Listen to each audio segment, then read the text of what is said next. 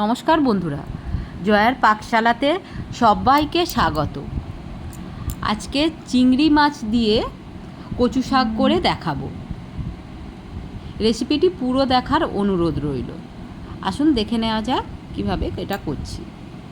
এর জন্য মাঝারি সাইজের চিংড়ি মাছ এনে ভালো করে কেটে ধুয়ে জল ঝারিয়ে রেখেছি।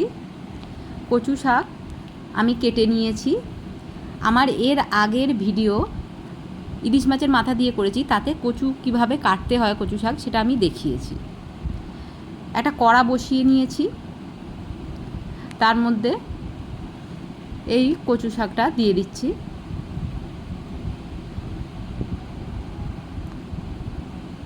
একটা গামলা দিয়ে আমি এটা ঢাকা দিয়ে দিলাম।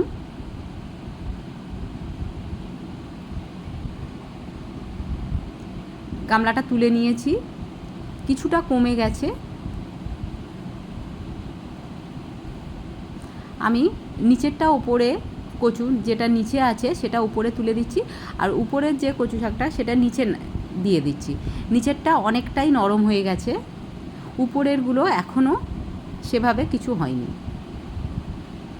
1 চামচ নুন দিয়ে দিলাম, দিয়ে খুব ভালো করে এটা সব কিছু ঘেঁটে দিয়ে দিচ্ছি।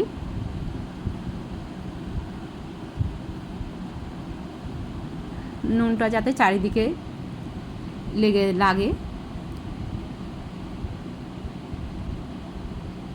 আবারও একটা গামলা দিয়ে এটা ঢাকা দিয়ে দিলাম। মিনিট 3 এইভাবে আমি গামলা দিয়ে এটা হতে দেব। গামলাটা খুলে নিলাম। অনেকটাই এটা সিদ্ধ হয়ে এসেছে।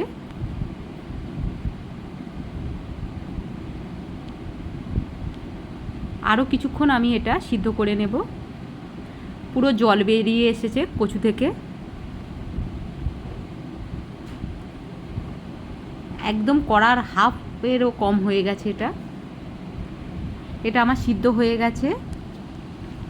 একটা ছিদ্রযুক্ত থালা নিয়েছি, তার মধ্যে এটা আমি ঢেলে দিয়ে দিলাম। খুন্তি দিয়ে একটু চাপ দেওয়ার চেষ্টা করছি যাতে এটার যে জলটা বেরিয়ে যায়। এটা দিয়েও খুব ভালো করে হলো না। আমি একটা বাটি নিয়েছি, বাটি দিয়ে এরকম বাটির পিছনটা দিয়ে এরকম হালকা করে চাপ দিলে এর যে এক্সেস জলটা সেটা বেরিয়ে যাবে। এভাবে জলটা বেরিয়ে গেলে কচুটা খুব তাড়াতাড়িও হয়েও যাবে আর গাল চুলকাবে না। কড়াইতে পরিমাণ মতন সর্ষের তেল নিলাম। তেলটা একটু গরম হতে দেব।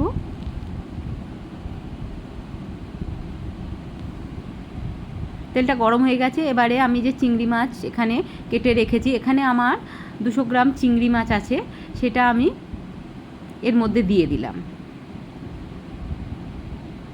এর মধ্যে হলুদ আর নুন দিয়েছি। চিংড়িটা একটু ভালো করে ভেজে নেব।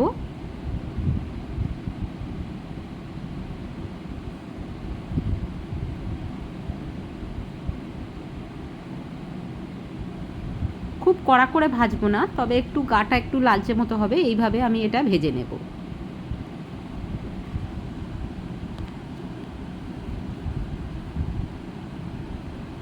রেসিপিটি ভালো লাগলে লাইক, শেয়ার, কমেন্ট এবং সাবস্ক্রাইব করতে ভুলবেন না।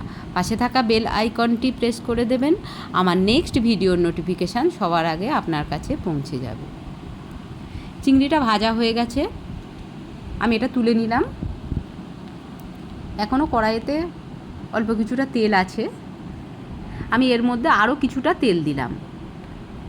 কচু রান্নাতে একটু বেশি তেল লাগে। তেলটা আরেকটু গরম হতে দেব। এর মধ্যে আমি 4টে শুকনো লঙ্কা ফাটিয়ে দিয়ে দিলাম।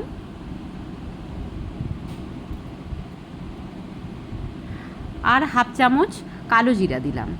লঙ্কাটা আপনারা যেমন ঝাল খাবেন সেই অনুপাতে দেবেন। 1 চামচ আদা বাটা দিলাম। আদা আর রসুন আমি একসঙ্গেই বেটে নিয়েছিলাম, সেটাই আমি 1 টেবিল চামচ দিলাম। হলুদ দিলাম 1/2 চামচ, লঙ্কার গুঁড়ো 1 চামচ, এটা দিয়ে আমি যে কচুটা জল ঝারিয়ে রেখেছি সেটা দিয়ে দিলাম। সব ভালো করে মিক্সড করে নিতে হবে।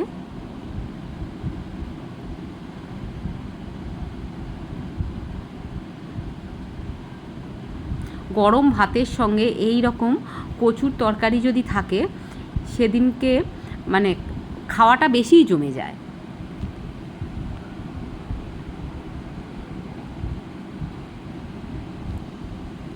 আর কচু খুবই স্বাস্থ্যকর, যাদের পেটের প্রবলেম আছে তাদের তো কচু খেলে খুবই ভালো।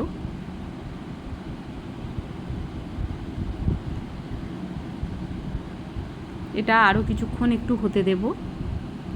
তলাতে হালকা জল জল ভাব আছে। আমি চিনি দিয়ে দিলাম 1 চামচ, বড় চামচের 1 চামচ দিলাম। কচু তরকারিতে একটু চিনি একটু ঝাল এরকম দিলে বেশি খেতে ভালো লাগে। এবারে আমি ভেজে রাখা চিংড়ি মাছটা দিয়ে দিলাম। সব কিছু খুব ভালো করে মিক্সড করে নিতে হবে।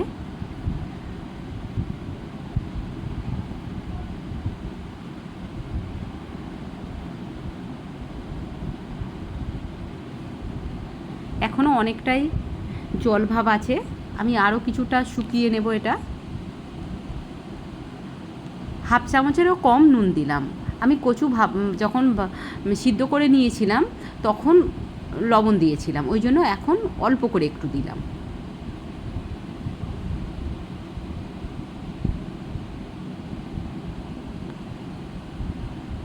এই সব রান্নাগুলো মা ঠাকুমাদের এই রান্নাগুলো এখন প্রায় ভুলতেই বসেছি আমরা।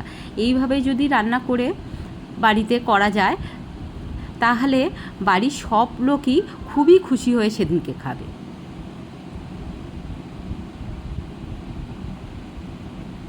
আরও কিছুক্ষণ এটা শুকিয়ে নেব।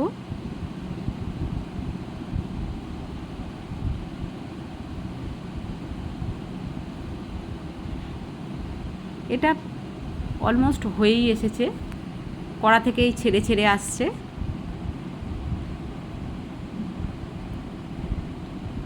এটা হয়ে গেছে, আমি এটা প্লেটে তুলে নিচ্ছি। কেমন লাগলো অবশ্যই কমেন্ট বক্সে জানাবেন। আপনাদের কমেন্টে